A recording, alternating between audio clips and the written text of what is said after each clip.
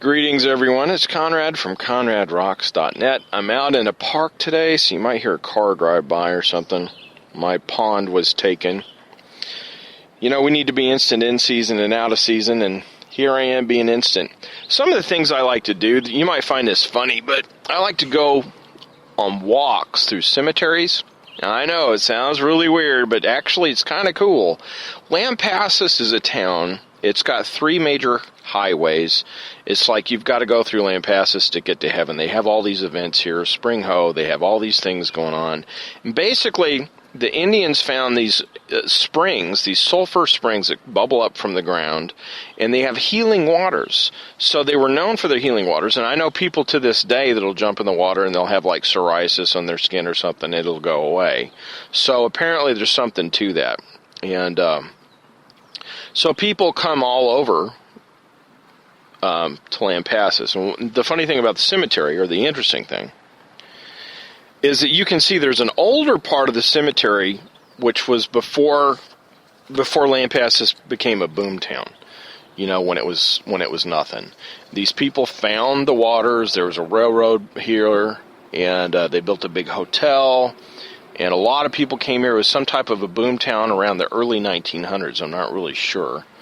But when you walk through the cemetery, you can see stuff that gives you clues to how this town was developed. There's a major avenue here called Key Avenue. And the key tombstones, there's this huge, whoever that was rich, right? So I don't know enough about the history of the town yet. So if you guys do, please email me, Conrad@ConradRocks.net, or Facebook me or something. Let me know, because I'm really interested in the history of this town. Anyway, the Key people were so wealthy that even if the daughters were married, they kept their last name. And it's like you married into the Key family. I mean, you can tell that. Around the time that it started dying down, you'll notice that there's you know how they'll have tombstones for man and wife, and then all of a sudden only one of them will be buried there, and that seems to be highly prevalent in this cemetery. It's pretty interesting. So why they were both going to be buried there, and then there was only one. So I don't know if it's divorce or the town stopped having jobs. I'm not really sure. Also in this town, remember I mentioned Indians. I saw a tombstone. I took a picture of it on my phone. There was a 13-year-old boy that was scalped by Indians in the late 1800s. I mean, scalped by Indians. They put it on his tombstone. Dude, I don't really remember too much about Indians. You know, wow, it's just amazing. Anyway, also, a lot of these tombstones are falling down. They're old, and it just makes you realize that your life's important. That dash between the dates, that's what Jesus looks at, man. He looks at that dash. And now, I don't know who any of these people are. The people that live here probably don't know who these people are. The stones, they fade away. They fade away. All that stuff, it fades away. You think this rock's going to last. Man, there's stuff within less than 30 years old that you can't even read anymore.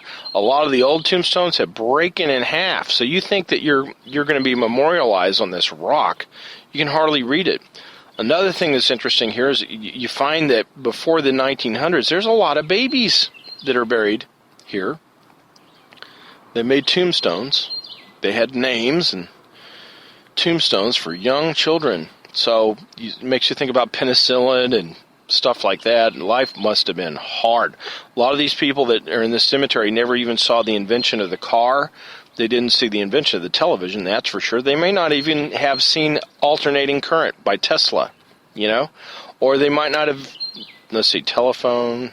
Yeah, man, I mean, they haven't seen that stuff. And it's just amazing that, it's a vapor that passes away, just like the Bible says. You know, it's crazy. That dash is what's important. Also, another thing about Lampasas is there's lots of masonry, the Freemasonry. It's on their tombstones.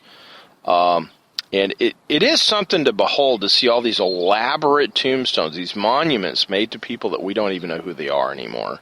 And, you know, that dash is the important thing. Another thing I'm pondering about recently is, well, I heard in the Spirit, open your mouth and I will fill it. and I've been looking at the references and so forth. And there's something I want to share with you today. There's kind of a double meaning, at least, to that. In one of its original contexts, it means that God will fill you. You just open your mouth, He'll put food in it. And the other one, open your mouth, He'll give you the words to speak. Like Jesus, He opened His mouth and began to teach. If you look up that references, there's multiple references to it, and it means many different things. But I've been thinking about that a lot. A lot. I want to be able to articulate this in a way that it makes sense. Some of us are looking for money before we can do ministry, and to be quite honest, if you hit the lottery, you still wouldn't do ministry. You got to want to do it now, and you need to, where God guides, He provides. I'm telling you, where God guides, He provides, and without faith, it's impossible to please Him. We're putting all these hindrances, these cognitive hindrances to a spiritual God. We're trying to put, faith. There is no faith in the world system. It's just numbers predict, what we're doing is past performance predicts future. That's how you bet on horses and stuff. How did this horse do in the past performances? You measure them all together and you predict. You say, well, I expect this to happen 1 out of 3 times. That's how you do it in the business world. You count the cost before you open your business. You do your demographic studies and stuff like that. But that's not how God works. Without faith, it's impossible to please Him. If He's calling you to do something, where God guides, He provides, man. Open your mouth, He will fill it. I got to tell you, without getting too much into detail, the stuff that God's had me do, He provides. I've seen other people in other ministries, they're just like, we have left all. Like Peter said, we've left all, forsaken all to follow you, because thou hast the words of eternal life. Once you catch on to that, it's wild abandonment for God. And I want to just kind of encourage you, stoke that fire of your faith right now. Stoke the fire of your faith, man. Because where God guides, He provides. Now, I want you to also consider the level of revelation that you're getting, and to make sure that it is God. And then don't, like, for instance, Gideon, he needed like 15 different confirmations before he would step out in faith. Remember? But then there's other people like Elijah. They heard, Moses. They heard clearly from the Lord, and it would be an insult to the Lord to get another confirmation when you know in your knower that God talked to you, right? So I'm going to introduce something right now. I'm starting a podcast series, which you must be an email subscriber. This is one I worked hard on. Susan thinks it's probably one of the best things the Lord's given me, definitely in recent history.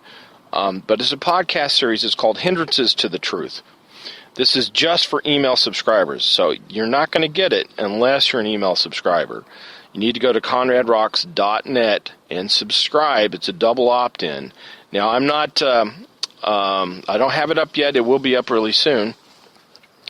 But anyway, so check that out. It's going to be talking about hindrances to the truth. There's lots of times where we hear God, but we let our cognitive presuppositions get in the way. We let our lifestyle hindrances get in the way. So these are the things that will help us,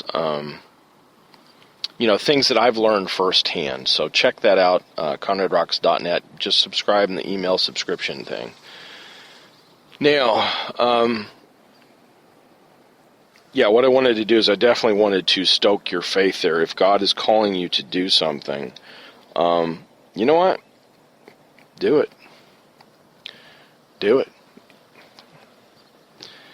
You know the parable of the talents? God's given people talents. That's where we get the phrase, He's talented. This comes from that parable. When you multiply your talents, man, He'll give you more. But when you're given more, you're also required to walk at that level. So, shout out to Holy Fire Japan, holyfirejapan.com. Check out Steve Tsunami on Twitter. Christian American missionary to Japan. Only 1% of Japan is saved. You want to invest in a ministry? There you go. He's got some cool stuff on his blog, too. He really does.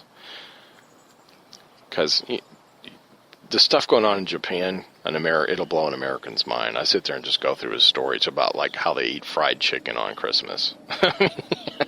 So, yeah, pretty funny. And he was there for the Fukushima.